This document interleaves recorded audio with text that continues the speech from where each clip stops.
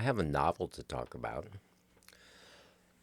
This is the third John Boyne novel I've read, Irish novelist. The third I've read in maybe the past 3 months or so. Anyway, yeah, I've just sort of discovered him. And this one, The Elements, was really good. I really like John Boyne's work. Yeah, this was really good.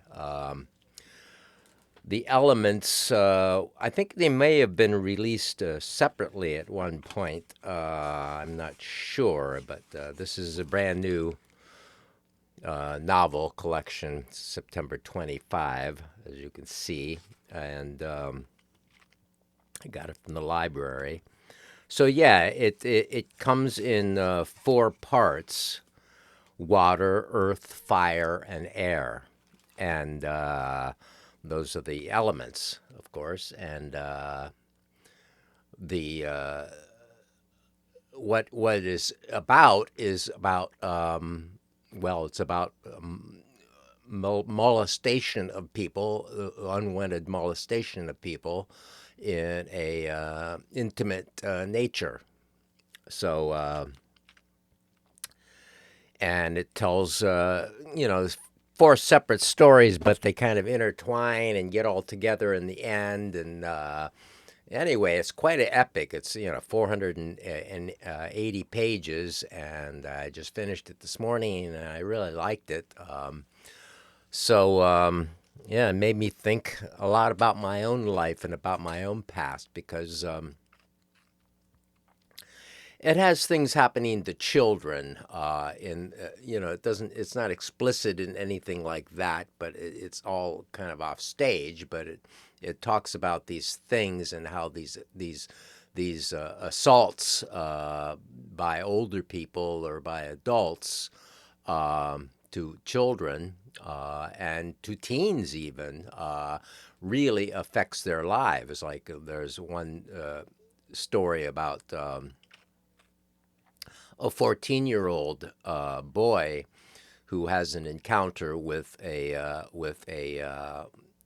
36-year-old woman who wants to get even at 14-year-old boys for something they did to her in the past, and so is setting about ruining the lives of 14-year-old boys, and she knows how to do this by seducing them and screwing them up for the rest of their lives in this way, sexual way that distorts their view of themselves and themselves in relation to others and everything else. I mean, these things are really important issues, and as I've talked about before, I feel like this something went on.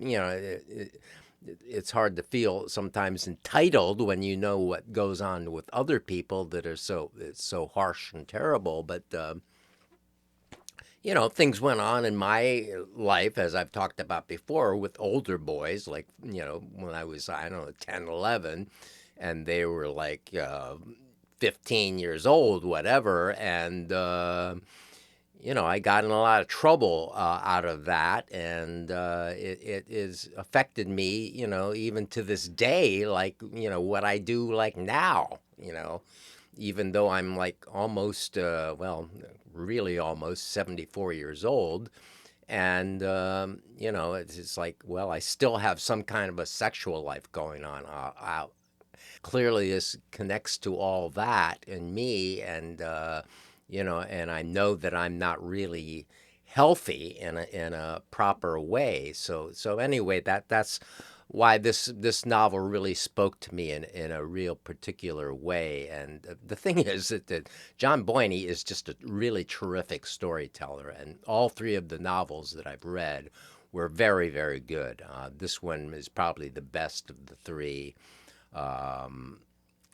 The other one was about a guy wannabe novelist who stole novels of other people, and the third one was about the turtles, and I didn't even remember what about. I forget things right away, so that's another thing about being older, I guess. So Anyway, yeah, I really liked it, and I really recommend reading the book. And it takes us all over the world. Like spends a lot of time in Ireland, in the the Man of Iran, old silent movie. I think it's a silent movie by Flaherty. This famous silent movie about rural island people in Ireland. Well, that's where much of the story takes place in these islands west of Ireland, just off the coast of Ireland, off Galway.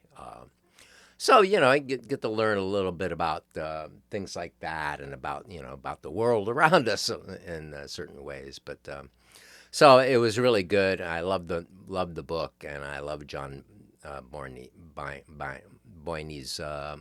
books, and I'll probably read others of them. It's been a kind of a hard period for me. I don't know. I'm kind of like, I don't know if I'm kind of losing it in some sort of a way. I feel I don't like getting old.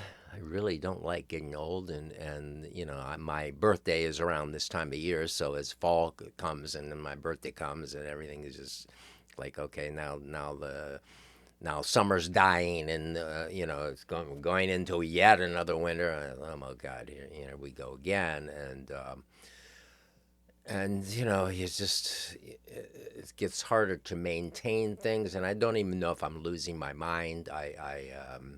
Anyway, I'm just kind of going a little crazy, and wondering how what to do with the rest of my life. It's like, okay, what do you do when you're 74 years old? Like, how do I get out of here? How do I stop? When do I stop doing things? Like, I started recording another song, and it's not going that well, but then I thought of another way to do it, so I'll do that. And it's like, why do I keep asking for attention like this? And I know why I read all the books, because I'm kind of bored with life, and I'm interested in reading them, and it's better than the other entertainments that I find.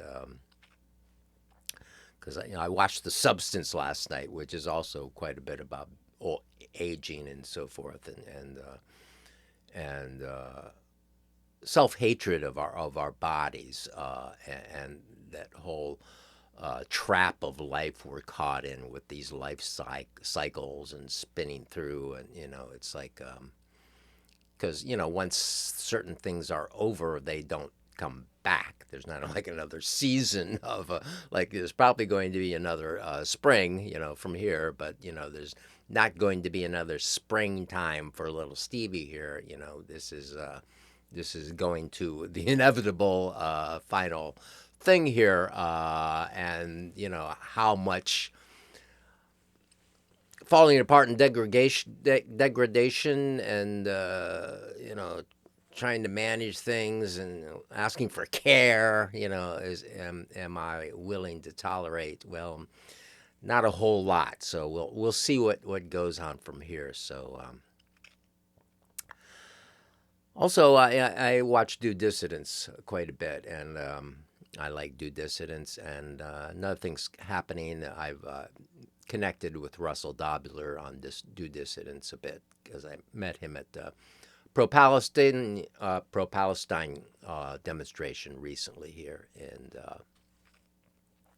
anyway, he asked me to run camera on a tour for their live stream for their members on Saturday night. So I'm going to be doing that. So that's a good thing.